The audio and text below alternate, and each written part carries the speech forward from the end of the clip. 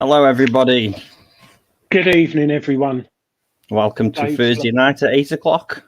Shane and Adrian. Shane's kindly Staffordshire searcher, he's got there, has kindly stepped in tonight because Dave, unfortunately, those who don't know, is in hospital. He got rushed to hospital earlier this week. He's okay now. They're sorting him out. He thought he had, or they thought he had sepsis, which is a bit worrying. But he's got pneumonia. So he's being treated in hospital, and we all wish him well. And it's a shame he's not here tonight, but it's nice to have Shane. So, Dave, if you're watching, is he watching from his bed? Because he probably I believe so, yes. Yes, evening all. So we wish Dave the best and hope he gets very, very well soon. And he did look better when I spoke to him earlier. Good. And hopefully no one's got any daughters who are nurses on his ward, because God help them. So, yeah, thanks for joining us tonight. Shortly we've got the amazing sci-fines coming on to talk to us about something very interesting, which is organising soon, which I've wanted to do for years and never got round to it. But he'll be coming on soon, shortly. And Shane, how's it been for you this week? You've been out detecting? I went on Sunday, but I haven't really had time in the week. I've got a week off next week, so I've been self-employed life. You've got to make up for it a little bit, but I found some little bits and bobs, just usual Georgian stuff. What about yourself? I went out Saturday with the Alta 71, which I haven't used for a while, even though I didn't have any batteries and I had to go to the petrol station and pay like 900 quid for them, because those machines took batteries, and I very much enjoyed it and found a few bits with it. And then I switched over to its big modern day brother, the Rutus Versa. And I'm testing a bit of beta software on it at the moment, which normally when you get a software update like the Legend or the Rutus Atrex, it's like a few extra features or a few extra notches to notch something up. But this one on the Versa completely changes the machine. If it's a beta at the moment, but changes the display and everything and gives you a bit more depth. So, yeah, I think I showed you before the show a few Romans. Yeah, you've done well with them this week. Yeah, the heart stopper that sticks a bit of gold on it, and then you find out it's just a button. Nice big button, though. Look at that. That's I think James is showing off in the comments there. Nice silver dipped Roman. Yes, he found a silver denarii. He was literally there for 10 minutes. He's got the Deus one with the HF coil, which is smashing this Roman site we've got at the moment. There's a lot of iron in it. And he got this silver denarii, and he WhatsApped it to me just after I'd left. I was like, oh. And then it's a forgery. It was a forgery. So, yeah, bit of a nice one. Wow. But yeah, so you still got the Deus 2 light thing? Yes, I have. Yeah, I've been running it on my own settings at the minute, and I seem to be having pretty good run of luck with it. I mean, I didn't this weekend, but my head and my back wasn't up to it, so you know what it's like. If you're not into it, you don't find anyway. But yeah, otherwise, I've been pretty lucky so far with it. I think I've had 3 gold with it so far, and I've only had it for about 3 months. Yeah, you've done really, really well with that. Have you been on the beach? You went on the beach when you were on holiday with it, didn't you? Yes, I went down by you and managed to pull out that massive gold, Black Hills Dakota gold, it was called. It was 12 ounces. 12 gram of gold in one ring. It was massive. Have you had it valued, or? I sold it. Yeah. I sold it. A couple of £100, basically scrap value. That's paid for your, being self-employed, I suppose. Actually, that's a good way. If you're self-employed and you detect and you find modern jewellery, like on the beach, that can pay for your holiday pay. That's a good way of doing it. I found a diamond weddings ring as well, a silver one. Had about 10 diamonds across the top of it, and I took that down the same place I had it valued. And guess how much they offered me for the wedding ring? £50. 50p. 50p? Yeah, it said scrap silver weight. I said, what about the diamonds on the top of it? He says, yeah, we don't value them, so scrap silver. I was like, you can shove it as well. Flipping heck. Blimey. 50p. Yeah, it's always best to keep hold of stuff like that. Yeah. A lot of people in the chat wishing Dave well. Hello, Leanne James. First time on here. Thank you, Leanne. We normally have a different host. Shane's kindly stepped in. Staffordshire Searchers. Check out his YouTube channel. Shane puts videos up with him mincing about in the field. Normally, if Dave's in the mud. Gareth Howard. Hi, Gareth. Andrew Lax. John Clayton. Hi, John. Stephen Brame. Otis. Oh, hello, mate. You all right? Yeah, we got. Oh, Donna Martin. Yes, Donna, you left a. For those who want to leave us a message, I don't know if you've been drinking, Donna, but I'm trying to work out what your message was. I could play it. No, I won't. I'll save it. Donna left a message on our answer phone, which if you go to bigdetectingshow.com and somewhere click on contact us, you can leave us a voice message. Competitions, but there's the link. Yeah, there's the link. And we also have a competition on our Big Detection Show website, free to enter. And you don't have to answer any questions. So those of you who are struggling to think of things or get quizzed, just literally put your name, email address, and I've forgotten the date. I think it's the 23rd. Oh, it might be next week. No, it might be. We've got some great prizes from Composite Cleaning Pencil, kindly donated. So head over to Big Detecting Show. But going back to Donna, she left a voice message, and I don't know if you've been drinking, Donna, or were so excited you got through to us. I didn't quite understand it. Something about Detectable, and I was there, and me and Dave were there because we were on the stage. Yes, we were, weren't we, Shane? Giving away our prizes and things. So yeah. Anyway, I think that's it. Shall we bring on our guest? I haven't got him yet. Oh, he was in the chat. He's probably... Si, are you in the chat? He's probably... Oh, let's hope he's not ill. He might be in the hospital saying hello to Dave with a bunch of grapes. But as soon as he comes in, Si, when he's ready, we can discuss it. Those of you who are listening on podcast, we do have a QR code on the screen, but you won't be able to scan that because it'll be coming through your ears unless you've got some special type of hearing aid. But basically, Si's creating a vintage detect-off on the beach. Well, I wouldn't say detect-off, but he's organising a day for people to come down and try out loads of old detectors, young, old, and hopefully when he comes in.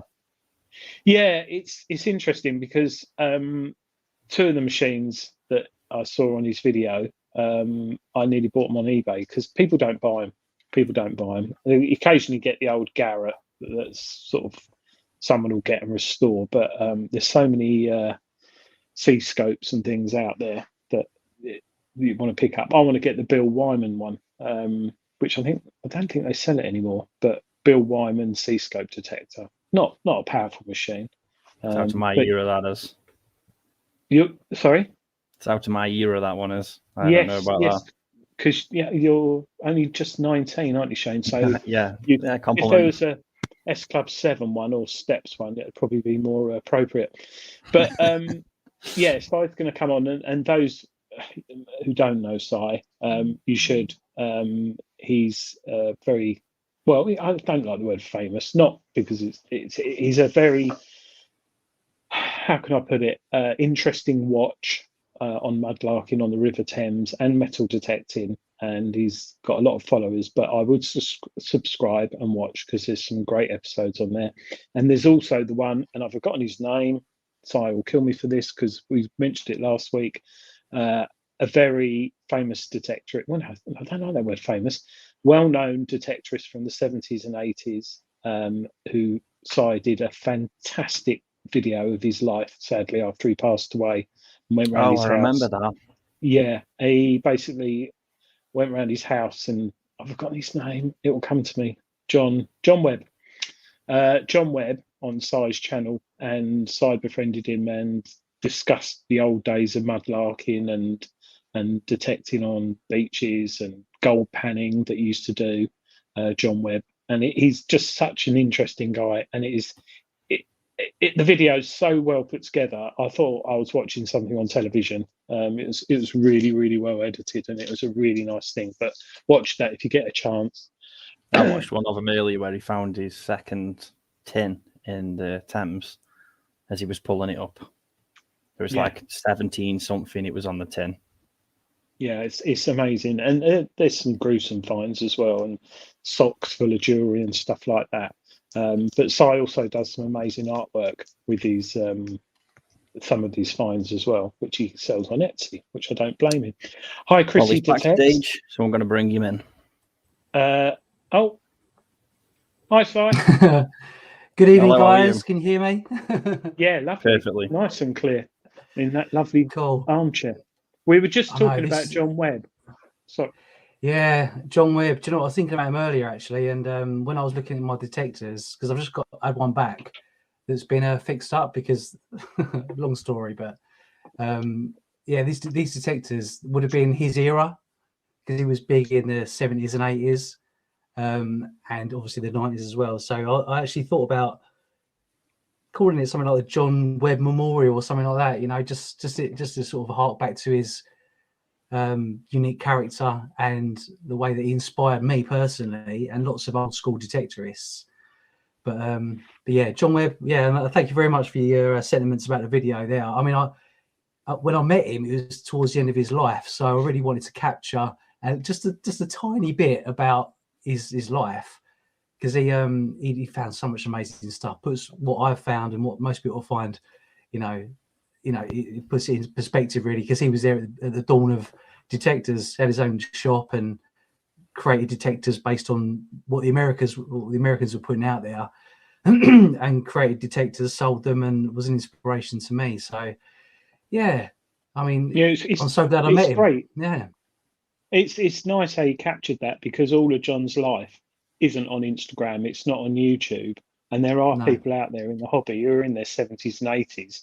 And you talk, I know a few, I won't name them because they're still alive and they might think I'm rude that they're not on social media, but they've been detecting, some of them 50 years, found some amazing finds. But apart from their wife, their family, who probably aren't interested, and a couple of mates down the pub, those sort of stories are lost. And to pick it up like you did with John, it's a really encouraging program. I'm going to watch it again, actually. I might watch it tonight. But that we're not on here. Well, we might be on here about that, because if you call what you're going to do the John Webb Memorial, we've put a QR code link there to the video that you did about your.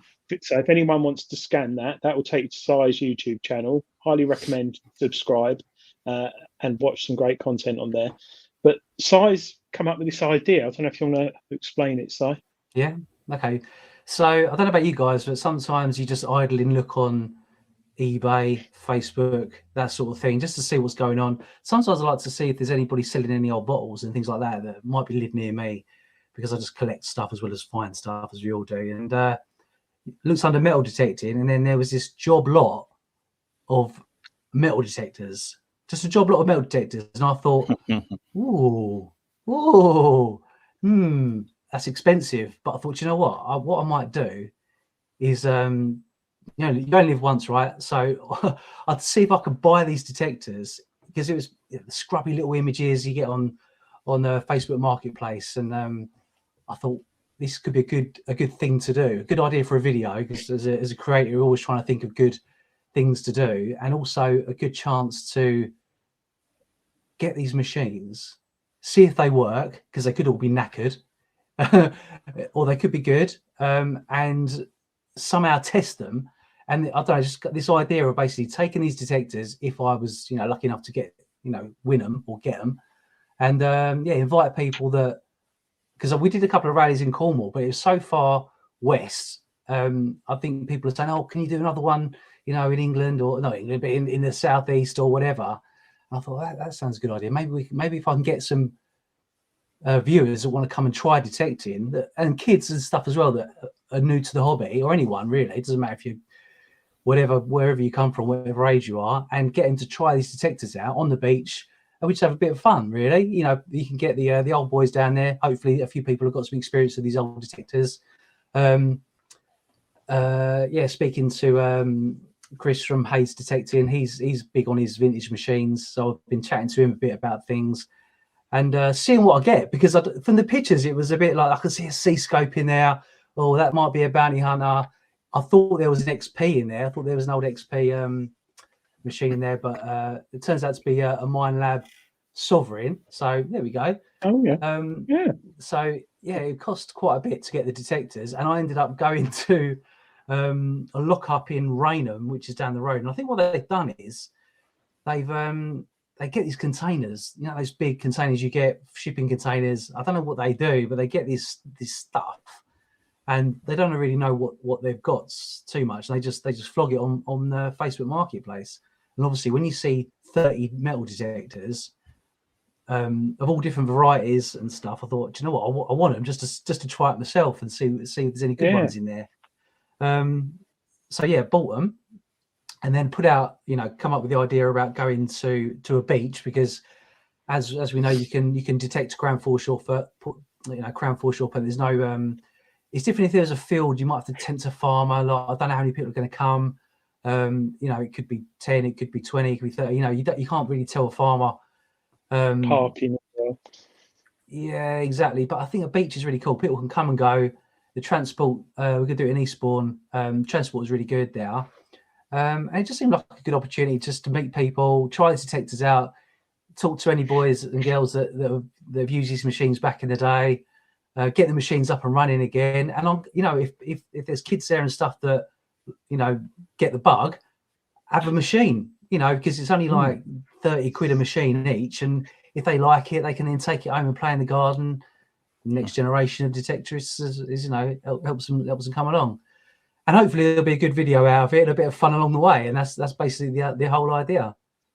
Yeah, I'm reckoning a lot of people walking along the beach as well, because if it rains and you're in a field, it's going to be a nightmare. If it rains on the beach, you got your car parked up on the road. Do you know what I mean? You got ice cream stalls, you got pubs and bars. There's a pub. There's a pub nearby. Yeah, I was going to say that. So this is down in Eastbourne. When is this, Si? It's next weekend, 25th on a Saturday. Going to meet at 11 a.m.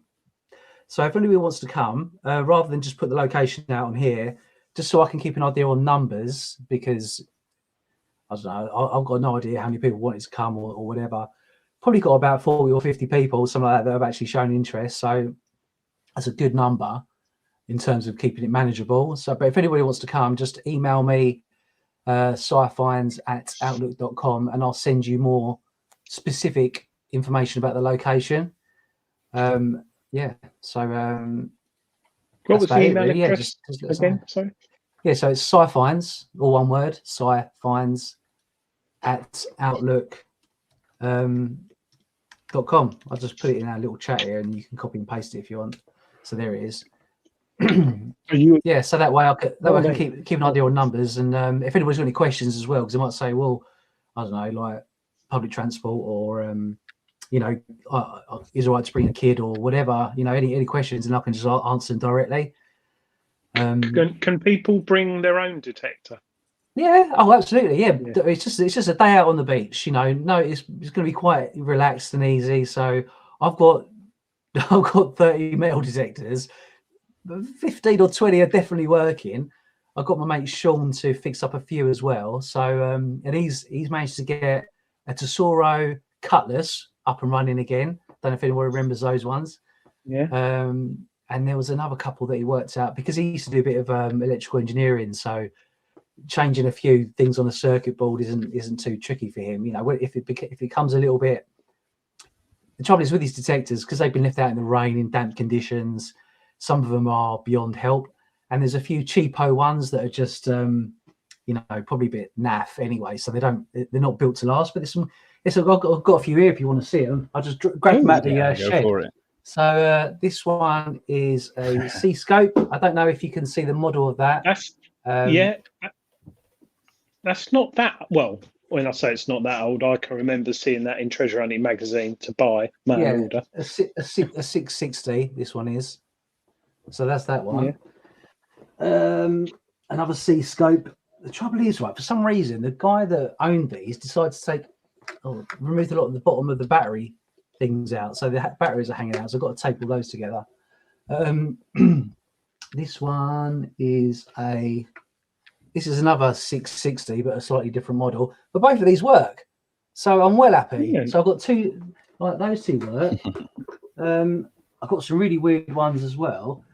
I think these are just like Candy Shack or Candy Shack, whatever it was called. So you've got ones like this, So and you've got the Are they heavy? Not really. Yeah, sort of reasonable weight, But these all work. So you've got some basic machines, but again, if you're just looking for coins on a beach, They're going to obviously find we can them. all aren't have, yeah, you can have all like singing and dancing ones, but you know, just to get you started, and this is the one I had back today, literally just landed, is the Sovereign. they? So, Yeah.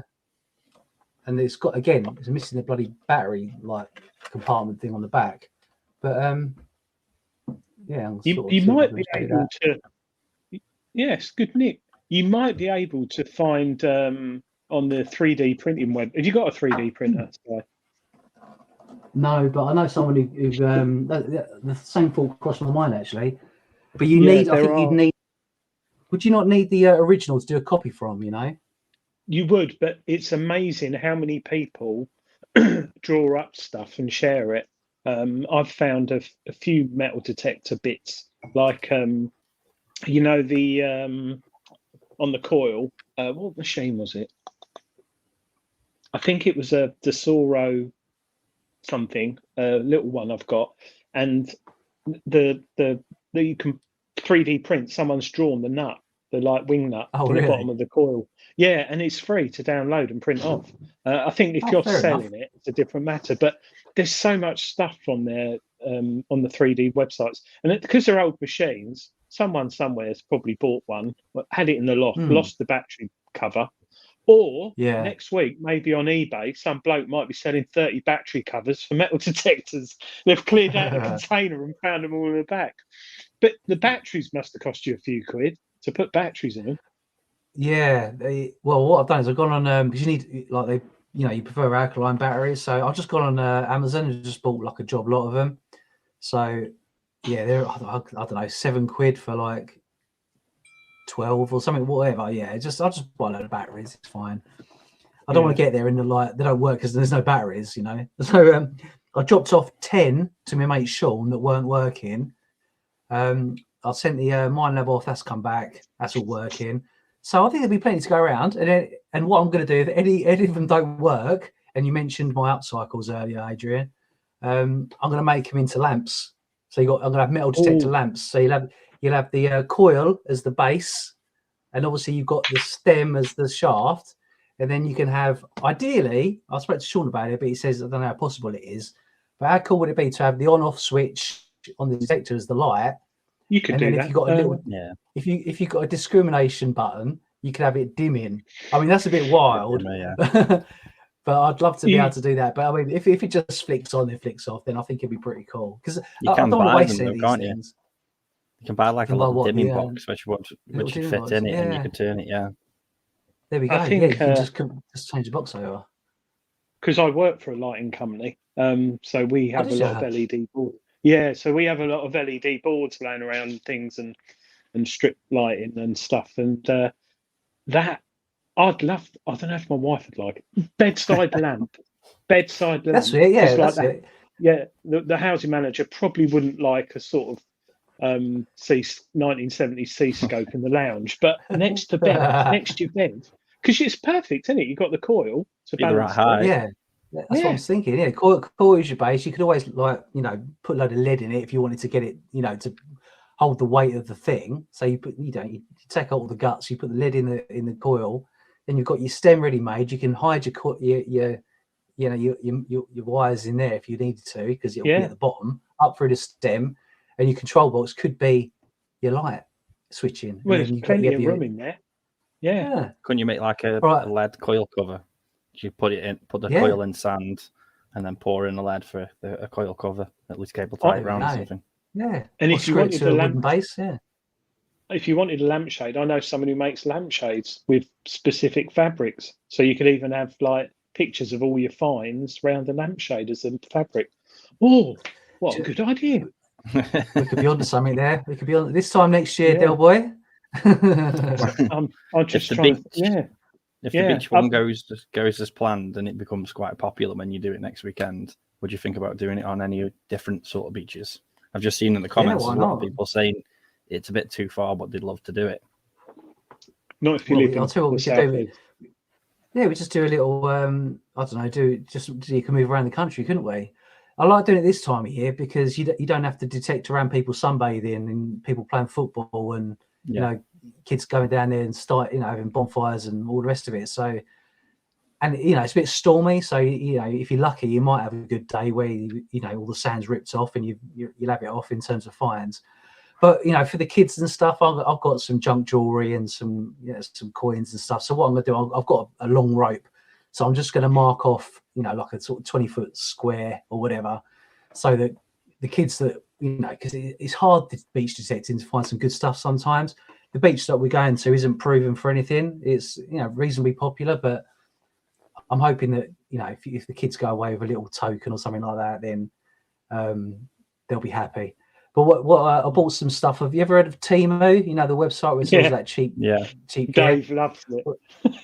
It's good, isn't it? Yeah, it's really good. I used it for the first purchase the other day. I thought, I was looking to see, because I thought I'm gonna have stuff for the kids to find. I thought jewelry. So I looked there. I found a load of these gothic rings and stuff. Fantastic. That'd be great. And I looked in coins, and I found this replica Charles I half crown, you know, when he's on the horseback.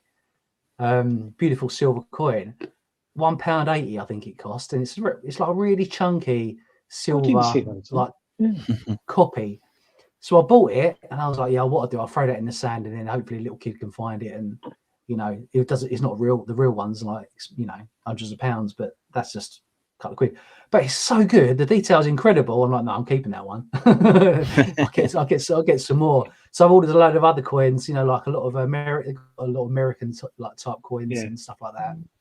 All replicas, because the originals are hundreds of pounds. But yeah, it will inspire you, won't it? And for a kid to find the coin, doesn't, you know, they don't care what it is. It's big and shiny. That's all that matters, you know. So yeah, I'm sure, yeah, we'll all have a good time, and there'll be stuff to find. And hopefully there'll be a few other things to find as well. So, you know, if the beach will get done by 30, 40, 50 detectorists, then hopefully there'll be a few. It'll be ace for someone pull up a gold ring with an old machine. That would be awesome, wouldn't it? Yeah. Make a really good video, that will, as well. Yeah. Sort of, a gold Tiffany diamond bracelet or something. Yeah. 7-year-old finds it. That'd hit the news, wouldn't it? Cool, but it's I'm just going through the chat. Gold Pandora bracelet of all charms on. Adrian, can you say Macallan? Yeah, no. Nick Berry saying fill it with sand, talking about the thing. Time and Tide, he's saying only problem with the lamp is compliance standards unless you're making it for yourself. Yes, there is that. He's an electronic engineer. You get them pack tested, can't you? That's what they do a lot on these TV programs and stuff. So when they create a lamp, as long as you got it pack tested by an electrician, I believe that's enough for it to sell. I could sit here all day and talk to you about lighting, but there are heat tests as well and certain other things in it as well. But I think the problem is you buy something off Amazon now. Amazon or eBay or Temu, and they are absolute toot, and they're dangerous. And I think, you know, if you did make one, you could make one with you could do a solar powered one. Don't know. You could just do it. You could do it battery powered, couldn't you? Or USB powered, you know, something like that, or LED with a USB lead or something like that. Yeah. It'd be nice to cut it down, make like a lamp size, so everybody do LED, so 12 volt, but then people can have them in, like when they go detecting in the converted van, like Dave or so on, they could have one in there. Yeah, definitely. I think it's a good idea. I'm thinking actually. And the only thing is, it'd have to be machines that don't work, but it's a good way of upcycling them, which is what you do. You do a lot of on your Etsy page. You've got a lot. Have you got much on there at the moment? I haven't looked at it. No, what I do is I put some stuff I put on Etsy. Some things like when I go to bottle dumps and stuff, we find like just so much quantity. I know I love it all, but there's so many like pork pie inks you can own before you start thinking this is getting out of hand.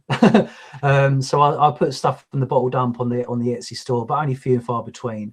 But also I use another website called eBid, which is like eBay, and then people can get a good deal on some. I've done some resin bottles the other day because we found a load more bottles, and it's just like clear little Edwardian files. Some are inkwells and some little medicine bottles, but rather than just having them as plain clear glass bottles, I've put resin in there with coloured dye, mixed it up a little bit so it looks almost like a magical concoction, like that's sort of stuck inside the bottle. So yeah, I put things on eBid and just let people bid away. But I don't do it really for the selling side of things. I do it just because I'm a graphic designer. I've been to art college and uni, and I'm an artist at heart. And I just love to get my hands creative, and just because I'm stuck behind a computer all day doing graphics. I used to do a lot more creative stuff with my hands, and I just like experimenting with stuff. So, and I get all this medium, all this stuff that I found, be it bottles or anything from mudlarking or whatever. And if it's just a copper plate or a glass bottle, I like to do sketches on copper plates, or try like metallic sharpies on bottles and create, underwater scenes. That's the other stuff I've done. I really do the same thing twice. I sort of think to myself, I want to, like the lamps, for example, the detecting lamps. I'll probably do 2 or 3 and go, well, that's it. I've done it now. I'm not going to I'm not going to keep doing that, because I started cutting down the bottles. That was the first thing I did, because I used to go mudlarking and whatever, bottle dumps and stuff. And everyone would leave the bottles that were broken, but they'd have these beautiful embossed, like emblems and maker's marks and things like that, because they were like advertising pieces. They were trying to sell them. So the more elaborate and interesting they looked, the more they would sell. But if the top had been snapped off, the bottle collectors wouldn't want them because they're worthless to them. So I pick them up and I cut them down and make them into like tumblers or candle holders or pen holders, and give them a lease of life. And everyone really liked that. Then you get loads of people copying you and stuff like that. And you think, I just want to move on from that. And I'll still do them now and again. But again, it's interesting for me because I pick up stuff and I think, oh, I might be able to make something out of that. What things are good out there at the moment? Like just putting gold leaf on things or upcycling stuff. I just did a little ashtray the other day that I found with a little bird on it, and that's going to be on Sunday's video. Just recreated that using milliput, just making that back to how it should be. So yeah, I always try and think of something different each week, because it helps me sort of release that artistic kind of need to just produce something and make something out of nothing, really, or what people just don't want. It's like foraging for art. Rather than eating it, you're creating something from it. Yeah, exactly. Just quickly, Nick Berry, who also is an artist, amazing artist in the chat. He's cool. He made our medal things for the awards this year we did, and he also made. Is that the YouTube awards, by the way, that I didn't even get a mention in? Who won it? Who won the YouTube? Jason. Yeah, that's because Jason gave Dave 40 quid. I think when the voting went out, it's a trend thing, isn't it? But maybe Si next year. Now you've been on the show and refreshed people's minds next year. Yeah, and I think after your detecting, I think. But anyway, Nick made a complete. He made a ventriloquist doll out of a solid lump of wood for Rodney Cook for someone. Brilliant. And that is fantastic. That is, if you get a chance, look at it. It's on Instagram and Facebook. His carving's very good. Yeah, them sticks he makes. Wow. And his resin stuff and the jewelry, he recreates like Celtic jewelry and medieval stuff. What's Nick's Instagram account? He's asked for yours. He's asked. Okay, once Si finds, I think, or Si_finds. I think that's what it is on Instagram. So yeah, Nick, send me a message or whatever, and I'll follow you back. You ever see the stick that he made for? I think it was either Rick or Fodder, and it was Henry VIII, and he embedded the Henry VIII coin into the back of it. Yeah, so cool. He's got for Rodney Cook, he made that out of a block of wood. It's amazing. Its eyes move and stuff. But so yeah, he carved that. That's incredible. Really good. But he also made that as well. Yeah, and that. So Nick makes some. Yeah, and he's also good at drawing. That's Dave and a cat. But yeah, he does all things out of metal as well. But yeah, so those who want to follow, so it's Nick Berry Art, and he's a lovely guy, and he's also really, really funny, and he's very good at magic as well, because I had an Indian with him last year, and we enjoyed it. I've got a picture about that on here. Yes, there is a picture of a very interesting restaurant owner who quite took a liking to me, but that's another story. Those who just joined the show, I'll just reiterate, Dave's in hospital. He's okay, and Shane's helping us tonight, or Shane's running all the gumph in the background. But we all wish Dave well, and he sends his love to everyone, and he'll be back soon, hopefully. He's still in hospital, but it's nothing too major. Well, pneumonia is quite serious. But Si's on tonight, and anyone who's watching, if you scan that QR code, if you're watching it on your phone, just go to Sci-Fine's YouTube channel, and I think it's not the last video, second but last. Yeah, He's got a little intro there on what he plans on doing on the 25th of November in Eastbourne on the beach with 30 not ancient, retro detectors.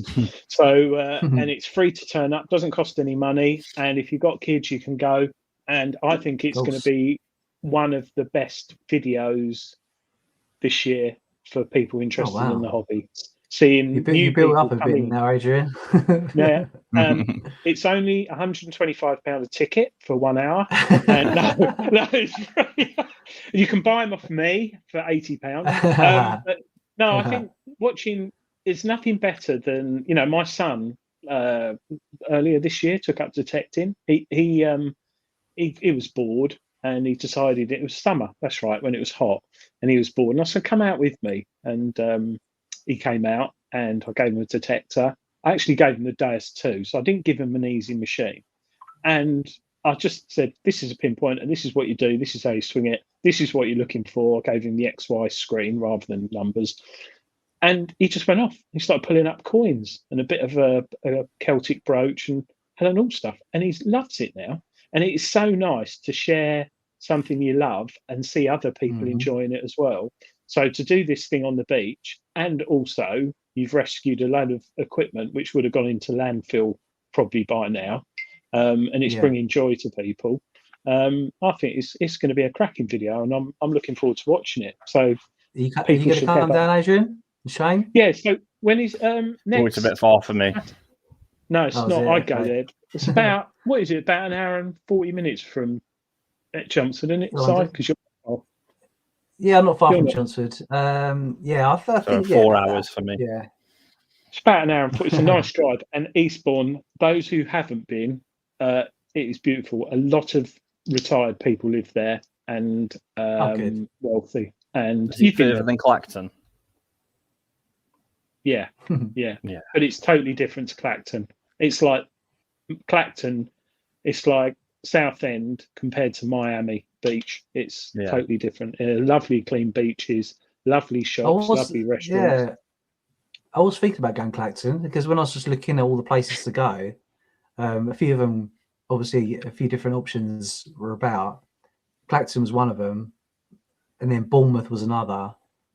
I found every day I went Clacton, every single day. I'll tell you what would have been a good one. Do you know St Lawrence's Bay near Bradwell? Not a lot of people know about that one. Yeah, Bradwell upon. Is it Bradwell something or other? Bradwell, the power station on sea. There. Yeah, so there's Bradwell the power station. Bradwell on Sea. There's a power station with a big car park, and on that beach there, it's not really. Well, it's shingle and then sort of muddy, sandy.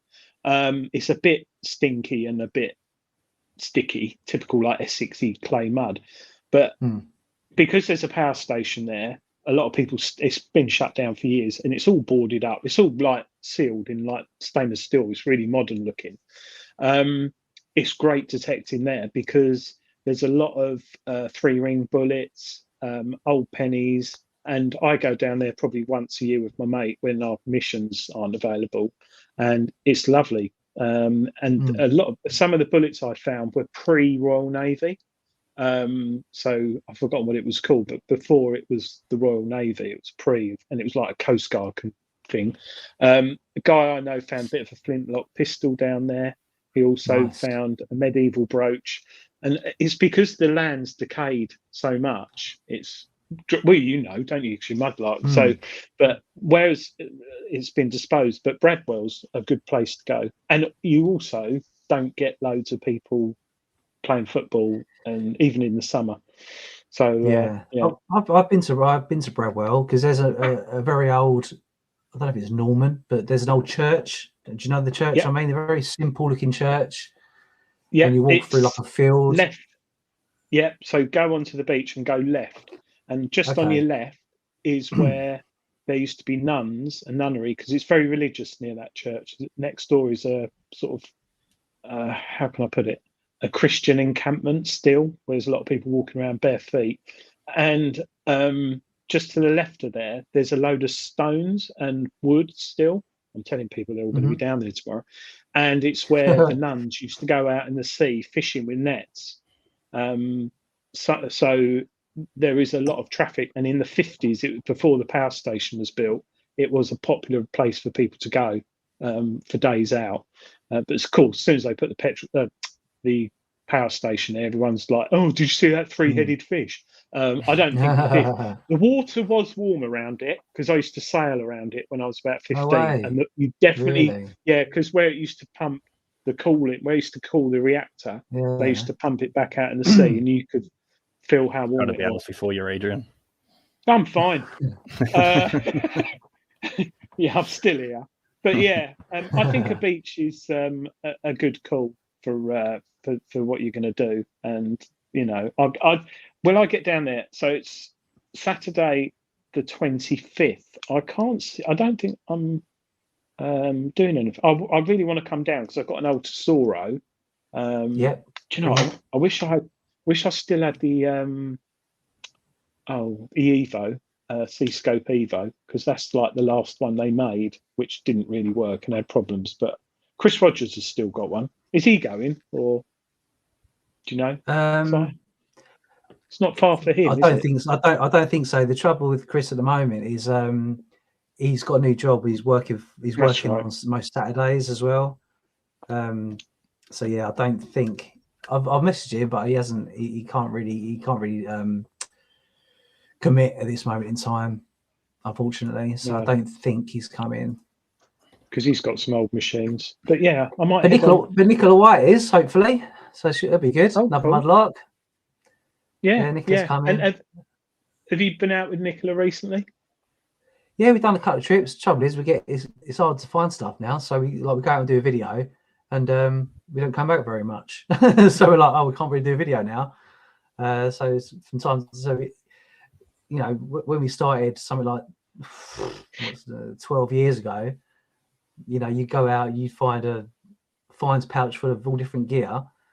And then we weren't doing videos back then. You know, it's only the last 5 years or so you're doing videos. When you build up that experience of, you know what you're looking at, and you can identify stuff like, you know, a lot of metal detectorists can now, for having done it for, you know, 5 or 6 years. You can start to easily identify stuff and know what it is you're looking at. So after you built up the experience and then started doing videos, yeah, it obviously it's very popular now. So the finds are getting scooped up, because a lot of it is eyes only. So obviously, it's, you know, we've got detectors as well. So, you know, I'm luckily for me, I can detect quite a lot. But yeah, we go out regularly, and yeah, we go out quite often. Sometimes we just pull a blank though. A bit like detecting, you go out in the field, you think, oh, this is going to be great. Got a brand new field. I've had Roman over there. I've had Am over there. You go, this is the one in the middle, and then nothing. You think, what's going on? Yeah. But that's the nature of the beast. That's treasure hunting. If it was easy and you're just pulling up treasures every 5 minutes of the day, it would be boring, wouldn't it? But it's the hard graft I think a lot of us like. How did you find your gold hunting when you were in Scotland? Your gold panning? I loved it. Yeah, loved it. Really good. It's one of my favourite videos of yours. Oh, cheers, mate. Yeah, it's hard work. Really hard work. I've got a bit of a thing for, Pioneer Paulie. Yeah. Yeah, and so when I was on his, watching his, yours come up on like the suggested, so I watched yours as well. Oh, nice. So thank you. Yeah, it's just we just make it into a boys' weekend away really, and go up in Sean's converted school bus. So he drives up there. We just laugh because to get that thing up to Scotland and back is like 300 quid in fuel. Then this time around we stayed at a campsite. I don't know, was that 30 quid a night or something like that for 3 nights?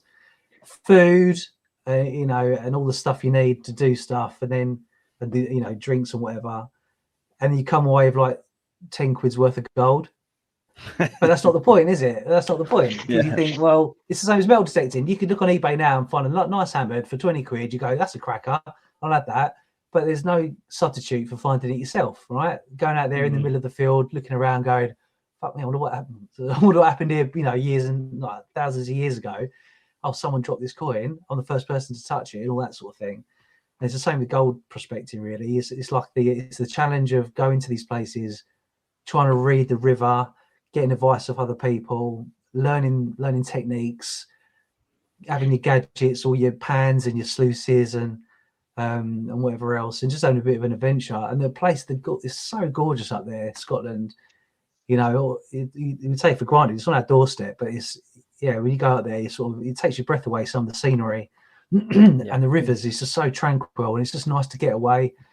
You could sit in a beach, I suppose, in Spain and that, and it's okay. But I still think there's so much to be said about this country, the places that you can go to.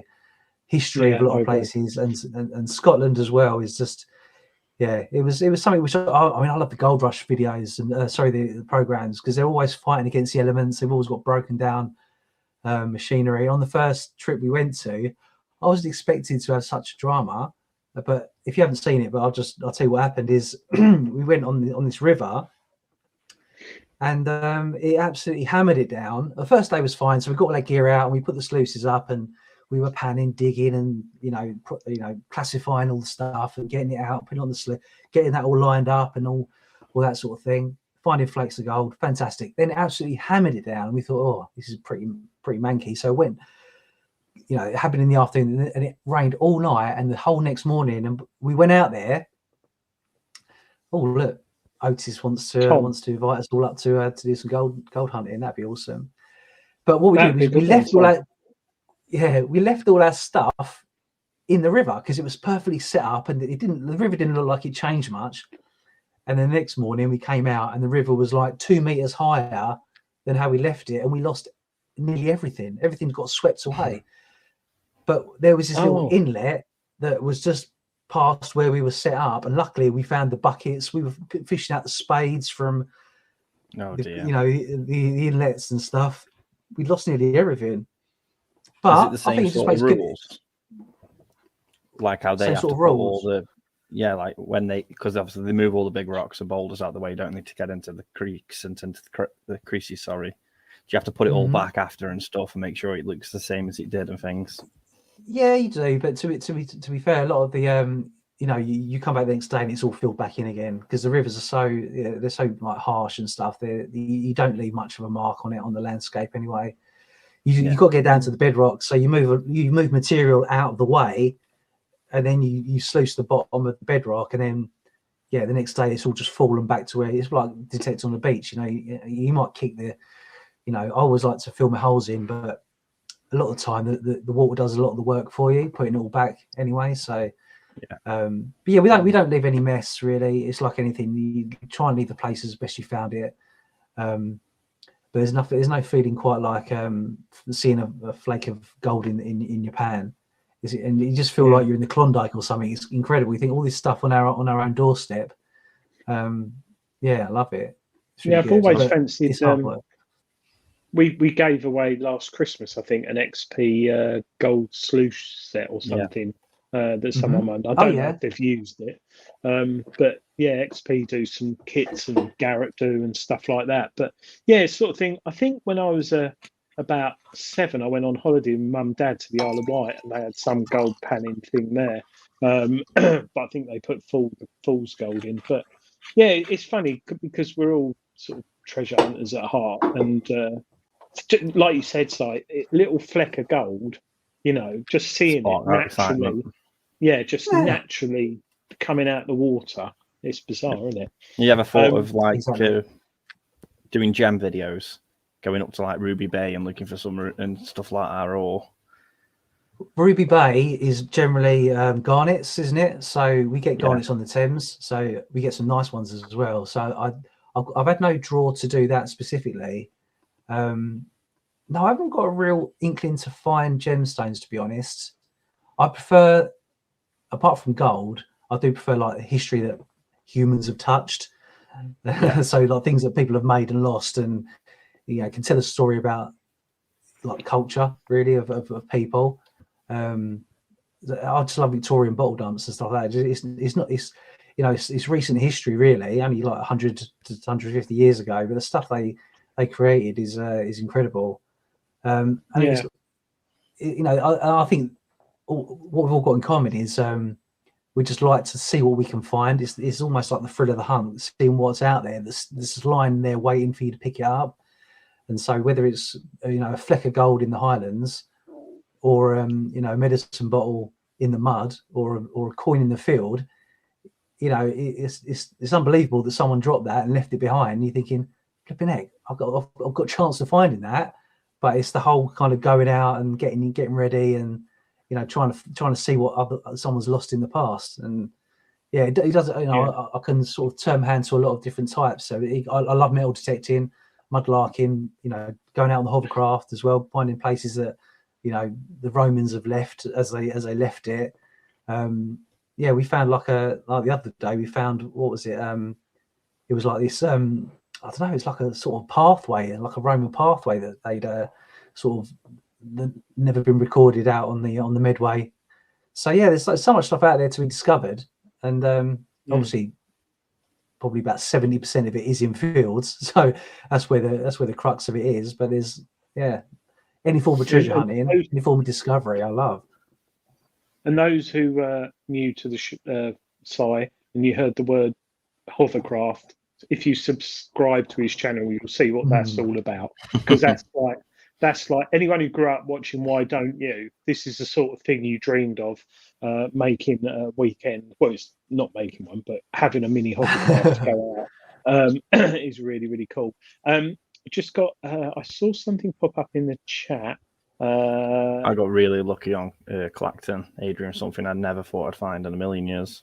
I was literally it was the day we were going home, sat down on the pebbles because we packed the car up ready for go home, and we just said, well, we'll have an hour left, as you do, and on the beach rubbing through the rocks or the little bricks. Well, that's a bit sharp. Pulled it up, it bloody shark tooth. Nice. On Clacton, yeah. Wow. Good work. I didn't know you found that. I know you found enough stuff that it would have paid for your holiday in modern jewellery and all the meals and drinks. Yeah, but the shark tooth made my week. It really did, because I've always wanted one. It's only tiny, but Ben told me the name of the shark. I can't think what it was called, but some millions of years old it was. Yeah, it's awesome. We find a lot of stuff in the field. It's like I found that you've seen it. I think, have you seen it, Shane, on the show? I've forgotten the name of it now. It's a heart. It's in the shape of a heart, but it's got a fossil. Echinoid. I've forgotten Echinoid, but the stone is in the shape of a heart. And I went to Sutton Hoo last year, and they had exactly the same one on display.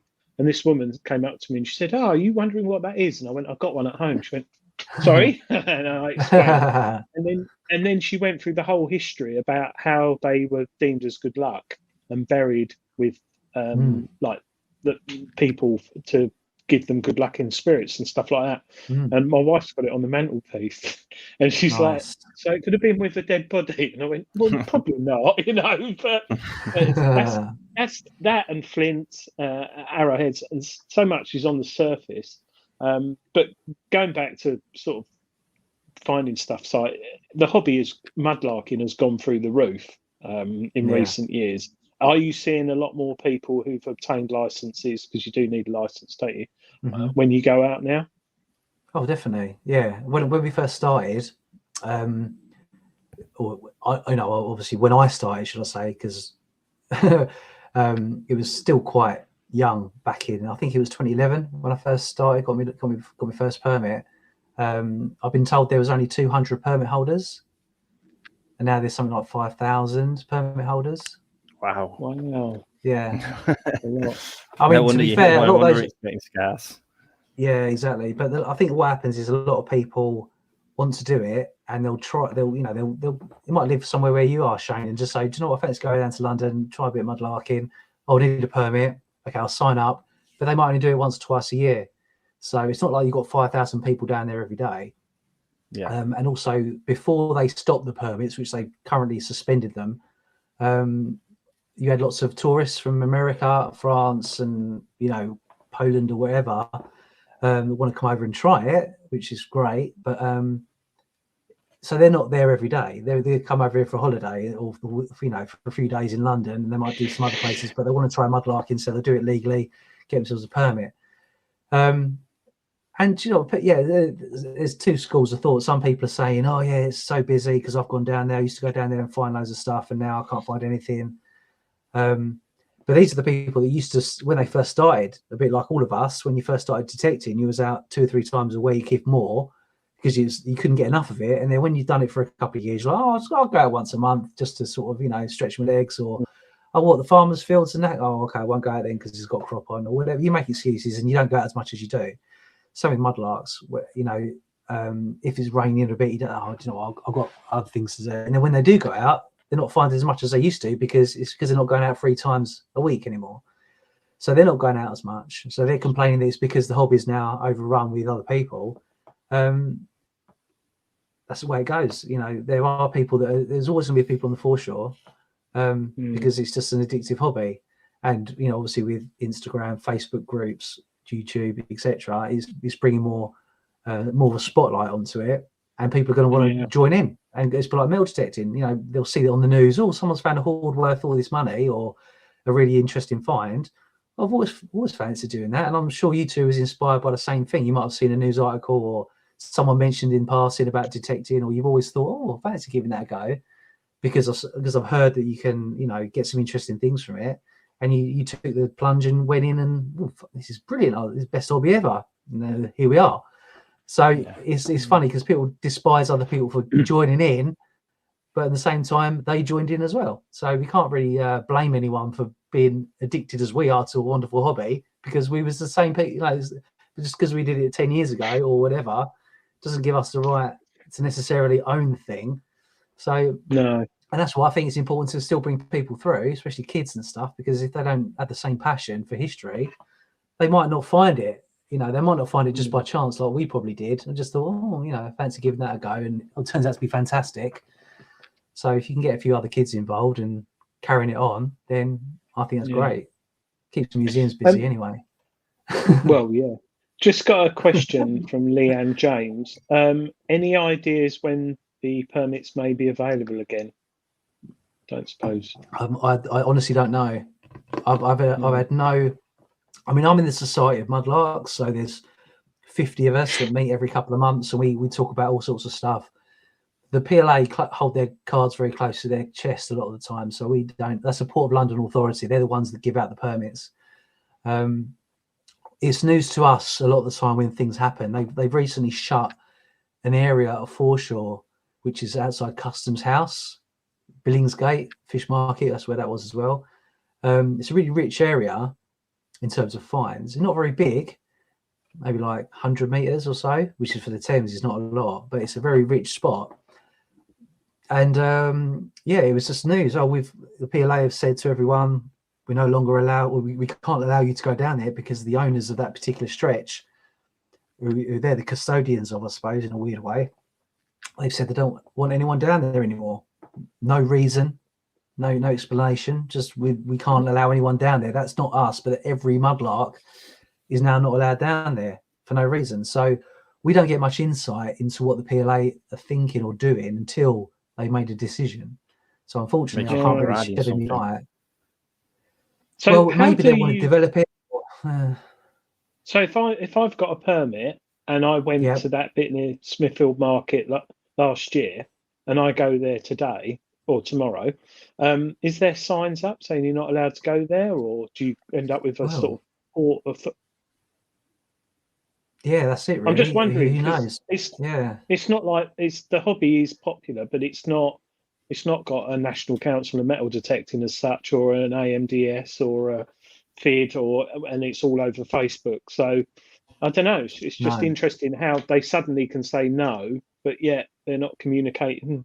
Do you know what I mean? It's what we think will happen is they'll probably they put it on their Instagram page to say, because they know that how many mudlarks follow the PLA Instagram page. So they do notices to mariners. So it might be, half of it's irrelevant to us. They might say we the barrier's closed, or not that, but the things that don't really interest you from a mudlarking point of view. Just they've had meetings and they've done stuff, and they whatever contracts and all that sort of stuff's fine. But every now and again they go, oh, by the way, we're thinking about shutting this bit of foreshore, or this is dangerous because there's like a wharf that's wobbling, and we don't want anyone down there because we're worried it's going to. Yeah, exactly.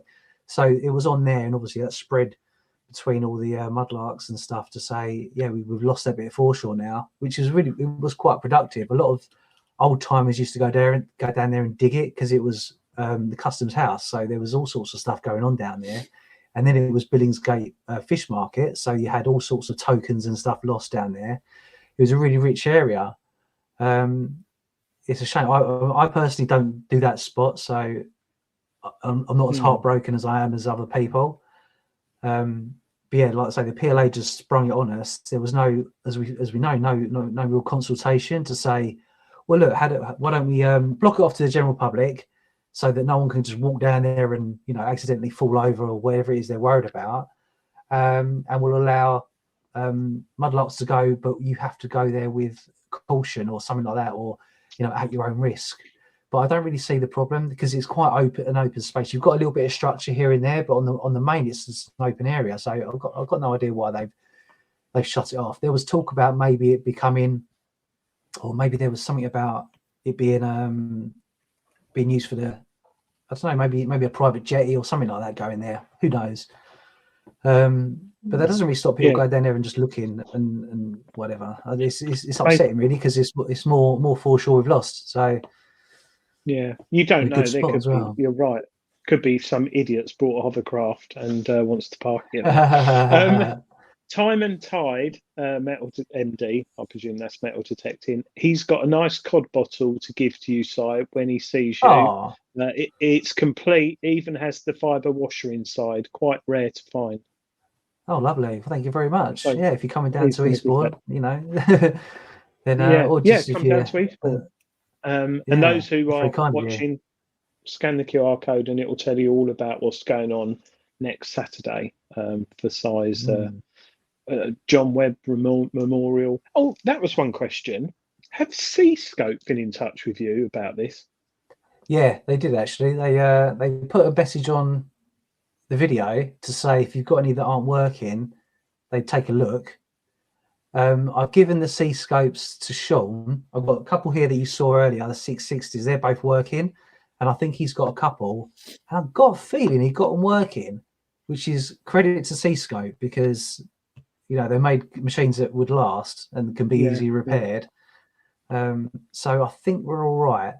But I did reply to say, look, email me your details, and I gave my email address, and then we can work something out. But they didn't actually email me, so which is why it slipped my mind.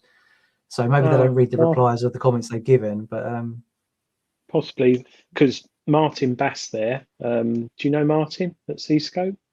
He's been on the show. I think it'd be very nice of them if they're watching or listening, or anyone who works for Seascope, if they actually gave Si some detectors to take down there for free, which you could give away to people, because it's not very often that you get a Seascope event nowadays, but yet they've still got their machines on their website, and there's still, a lot of people have still got them and still use them. But British company, British Beach, in memory of a British detectorist and mudlarker. What a lovely. So my Seascope marketing team, get down there. Give Si a couple of machines and a Seascope. Feel proud to be British. It does, yeah. They should get down there, because it shows it's good that their machines. I mean, some of those are, well, where are we? 2000, 30, 35 years old. Looking at the ones you pulled out, so that's a long time. And as with new machines that have got built-in batteries, which only the manufacturer can replace, and they're plastic, they're like IKEA new detectors. Do you know what I mean? You've got the, let's not say any brand names. You've got the Model A, and then they bring out the Model B, and then the C and the D, and the old ones you sell on eBay or put in the loft. Do you know what I mean? And then the battery will melt and whatever. Whereas C-Scope's 35 years, I think. Dave's in his hospital bed. I presume that's Dave, the big detecting show. Yeah, Shane, so, is it? Yeah. Yeah. Got my 70s one working. So C-Scope by the Sea, Fire Cooley's put in there. C-Scope by the Sea. Well, you would say if they sponsored it, but but it's not about the money, but it's a good bit of PR for them, and I think what you're doing, they should at least pop down there with a few machines. Well, if you're watching, you're more welcome to come. I'll go drop them a line anyways. That's a good idea, Adrian. I'll just say to him, we'll be here if you want to. Just I don't care about any. If they want to give some machines away to people, then they can come down and do it themselves if they want, or they can send them to me. But yeah, I'll definitely drop them a line. That's a nice idea. They can even put up a gazebo for us when it hammers down with rain. Well, that's actually what I was thinking more than anything, because they must have some gazebos, but they're only in Kent, aren't they? So it's not far at all. Oh yeah, it's close. Yeah, they haven't got the Dartford crossing to contend with like we have, which isn't bad on a Saturday. Going back to that, talking about detecting a bottle. I contacted you about a year ago, didn't I, for a couple of bottle dumps? And I asked permission of the council. And since I asked, and it was raised in a meeting, and there's one person who two that objected actually. They've put logs over it now. They've cut the whole thing? Tree stumps. One of them, and the other one, they're fenced off. And what's it called where they cut the trees down and let it grow naturally? Where you've got a load of deforestation. So they've cut a load back and they've fenced it all off. But I think I found another one, which isn't far from there, and it's on land that I've got my permission on. And it's only because a badger was digging a hole that it pulled up some of the fish paste bottles, and what was there was a poison bottle, and there was a lovely little cream. I think it's a cream. It's like brown, not glass, but like it's like a little cream jug. Did they have cream jugs? That'd be cream. Yeah, definitely, absolutely. Yeah, cream jugs. Yeah, like a standard little brown. Yeah, it was. Yeah, well, it's actually quite big. It was probably about the size of a half pint jug. So another one. But we sadly, I didn't think it'd be a problem, but it's on common land. But a certain council didn't want us to go on it. So even though up until they covered it all up, it was a common. I've been going there since I was a kid with my dad. And when we were walking the dogs, and it's like compost. It's in because they were training trenches for First World War soldiers all around there. Really? So yeah. So it was my house is built on a World War One training camp, but they sort of lived here. If that makes sense. But they trained just up the road, and it's really bizarre because I've found you talking about Bishopsgate Fish Market. Billingsgate, sorry. And at lockdown, I detected my front garden and found a fish market token from London in my front garden. And then about 3 years ago, I detected on the land that I presume is where the soldiers in the First World War trained, and found a Irish Regiment cap badge. It's like, what the hell's that doing near my house? I traced it back, and it was Royal Belfast Regiment or something where I live. And I'm like, what's that doing here? And the only person who was in that regiment who lived in Essex in my village lived in Essex in the First World War, but his family had just come over from Ireland. So he went back to Ireland and joined, and he actually came here to visit his family. He got killed in 1917. But I think maybe he came home, went for a walk with his girlfriend, left his hat there or something and lost it, but I've still got that. It's one of my favourite finds, actually, because he's the only person from where. But anyway, going back, that was a training camp, so they had trenches there and they dug out stuff, but the ground's like compost, and the bottles you can just go with your hands. You don't have to use a spade unless you get really deep. But people are still going on there and taking bottles out, even though there's logs on it. So they do on our golf course, mate. Literally down the road, they have police patrolling it because there's that many people who go digging them out the golf course. But they've all these they have these bright blue ones coming out, big massive things. Yeah. And apparently, I don't know, they're worth a bit. But you have the police. There's a path, like a footpath next to it, and they're always walking up and down there. The PCSOs are, because they'll run on the golf pitch, dig out of one of the mounds, steal one, and then bugger off. So someone's getting stabbed to death from some maniac on a Saturday night in the high street, and there's no one there. But don't worry, the old bottles that have been dumped, they're safe. Don't worry. Sorry, I'm not picking at the police, but I've never heard of anything so silly, protecting a bottle dump. Yeah, it's because it's the golf course, so the golf course ringing all the time, apparently.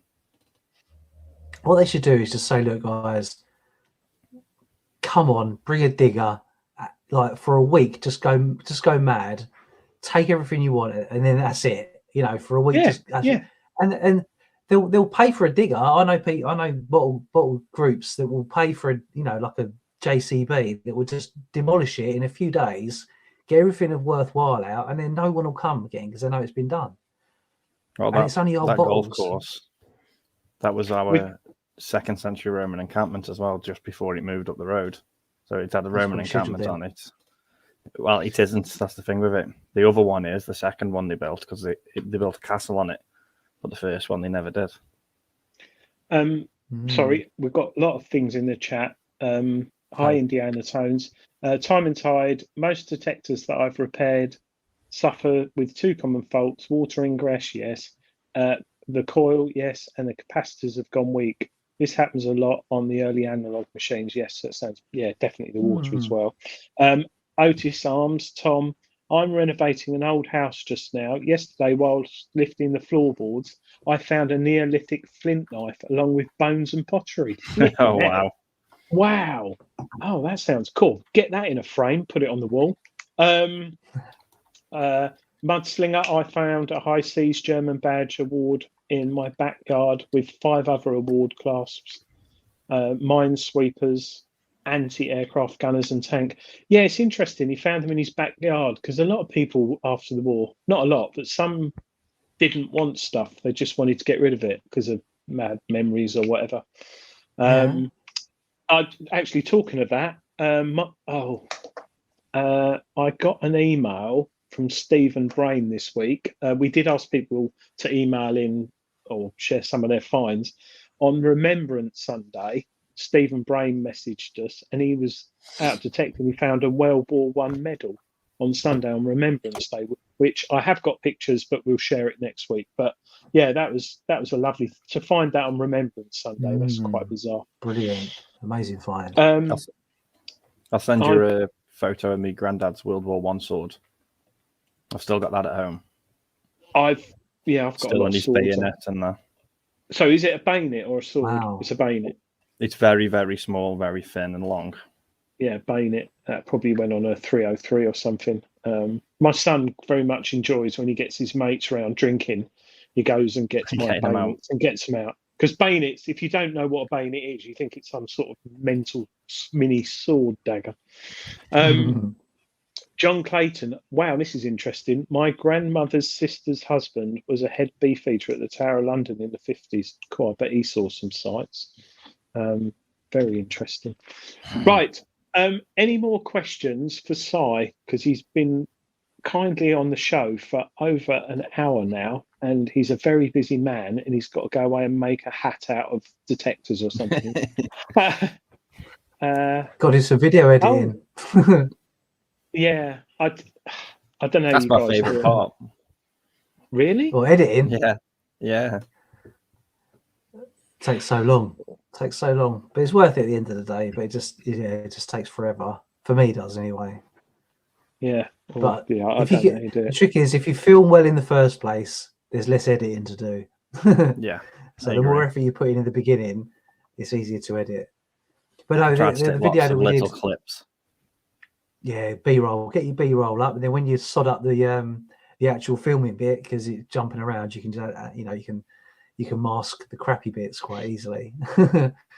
I think that's why so many videos from Rodney Cook and Detectable don't come out quite as well as quickly. So sort of you'd expect some people to post some on the Sunday night after the events, but they're normally a Tuesday or a Wednesday. And I think because they probably start detecting in the day and then start drinking, and then the party starts with a DJ, and it all goes. I always forget.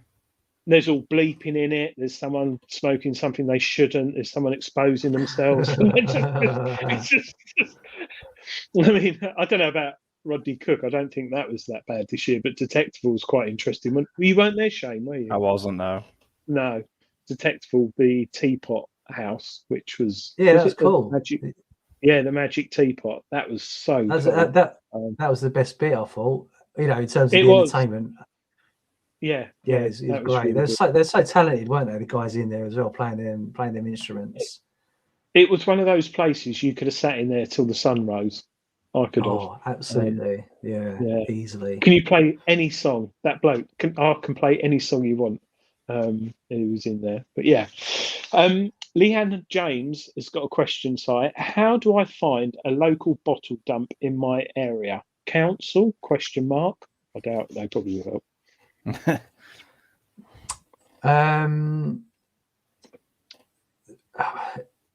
I would look. There's websites that tell you about historic landfill, so I would start there. You might just have to search. I can't remember what the website is off the top of my head, but they tell you where they used to dump the rubbish, and they keep a record of it. You just have to, if you search historic landfill, that's the key phrase, historic landfill, you'll see areas where they've got the big dumps. Sometimes they're out of access because they might be now industrial estates, or they might be built on and things like that. So you might struggle to get on there. John Webb, we talked about him earlier, actually. He did a good little book, little pamphlet called How to Find Bottle Dumps. And that's really good because it tells you little tricks. One of the trick is, it's really random, but I'll tell you anyway. If there's, for some reason, they used to put bottle dumps, or used to dump their rubbish at the bottom of roads, very often the name of which would include the word manor.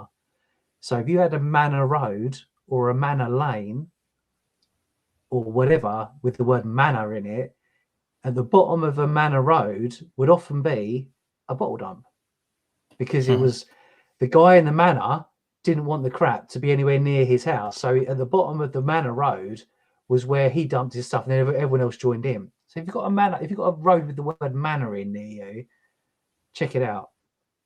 The other thing to do is to look. My nan grew up in Manor Road.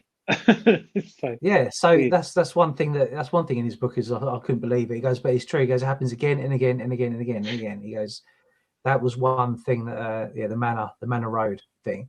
The other thing would be, what happened is, before we all had our rubbish taken away by garbage people, we had to get rid of our own stuff, right? So if you find a group of old Victorian houses, like terraced houses, chances are at the bottom of the garden they would have dumped all their rubbish. So you'd find small bottle dumps at the bottom of old Victorian terrace housing. So, and sometimes you get footpaths that go behind the gardens of those Victorian houses. So look in the woodlands that are back onto Victorian houses, and look for stinging nettles, because stinging nettles like to live in soil which is very similar to that we find in bottle dumps.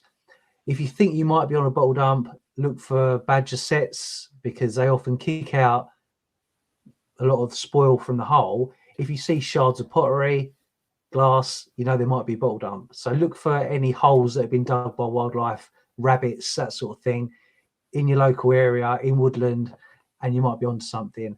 It's quite hard to find them, but they do crop up. Speak to people in your area as well, older people as well. If you know any old people, it sounds mental, but if you know any old people, they know, they can remember people telling them, oh yeah, we used to put all the rubbish down the bottom of that road over there. There's now a like a wasteland. Kids play area. Yeah, or whatever. Obviously, you can't dig where it's nice, pristine, park.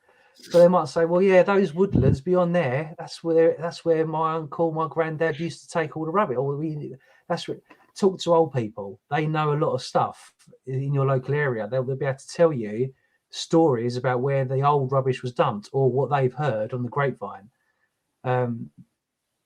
Yeah, there's so that would be that. I'm just trying to think, like, in terms of actually looking for stuff online is hard because you got to get out there and look. You got to go to woods and forests near terrace housing, and that's how I'll probably start. And yeah, also probably try and join. If there's sometimes you do get old bottle groups, and people that meet. Maybe just groups near you that do actually come together. You can, if you're charming enough, and people might lend you a location or two. But it's just a case of just looking, try and look in the summer when there's less crap on the ground in woodland and things like that, and just look for uneven ground. That means that there's going to be, if it's flat as a pool table, there's probably unlikely to be a bottle dump there. If it's lumpy and bumpy, and it looks a bit like someone's just dumped a load of crap there, but it's just full of leaves and stuff. Rivers as well. Lots of rubbish was brought in by barge or brought out by barge. So you've got a chance by looking where they might have unloaded. Another good thing to look for is brick fields, because brick fields are basically where they used to make bricks. And therefore, what happened is they quarried the clay to make the bricks. And then they was left with a quarry after. So when the bricks went out, the rubbish came in to fill in the hole again. The rubbish being stuff from the people's houses and whatever. So that's a good starter to get teeth into. Great advice there, and I can second that because I spoke to my dad about it probably about 10 years ago. About dumps, because not only have they got bottles in there, they're great to detect on because there's old sixpences and stuff like that. Mm-hmm. And two of the sites my dad told me as a kid they used to play in, because I don't think it's common nowadays, but when I was younger and kids found glass, they always wanted to smash it. So my dad said that literally 5-minute walk from my house there was a huge dump, and it's where exactly what Si said, all the terraced houses used to dump their rubbish in there. Victorian terrace houses dump their rubbish in there and just fill it over.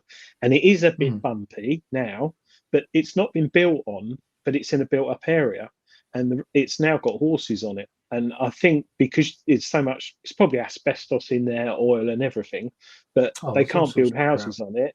Yeah. So whereas horses, and there's 2 sites my dad told me about that have now got horses on, and donkeys and stuff. So yeah, that's good. And stinging, that was 100%. That's definitely a sign. Yeah, really good. But thanks for that, Si. It's brilliant. That's good stuff.